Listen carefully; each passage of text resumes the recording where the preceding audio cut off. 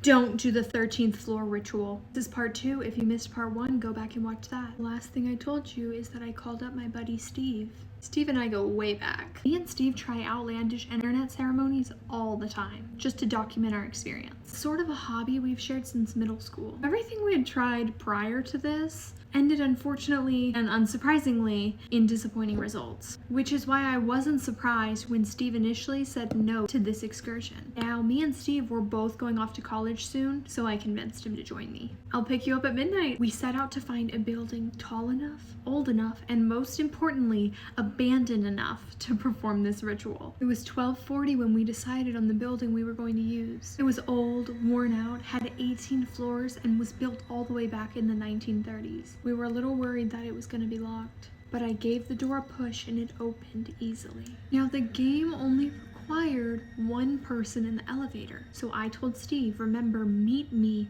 up the stairs on each floor. I stepped in the elevator and pressed the button to the first floor. I could hear Steve's footsteps getting further and further away as the elevator door closed. As the elevator began its ascent, I couldn't shake the feeling that something was watching me. I found myself glancing nervously at the mirror, thinking that I was seeing a shadowy figure behind me. But of course, there was nothing, just my own pale reflection staring back at me. And then the doors finally opened at the first floor. I was so relieved to see Steve standing there waiting for me. I told him everything was okay, and I pressed the button to go to the second floor. The doors closed and the elevator continued its journey. Over and over, we continued this process, me pressing a button, the doors opening, Steve being there. Steve had about a 20-second head start because it took time for the doors to close and then reopen. We continued floor by floor until we reached the 12th floor. I'm done with my makeup look, so you're gonna have to go to part 3 to see the rest of the story.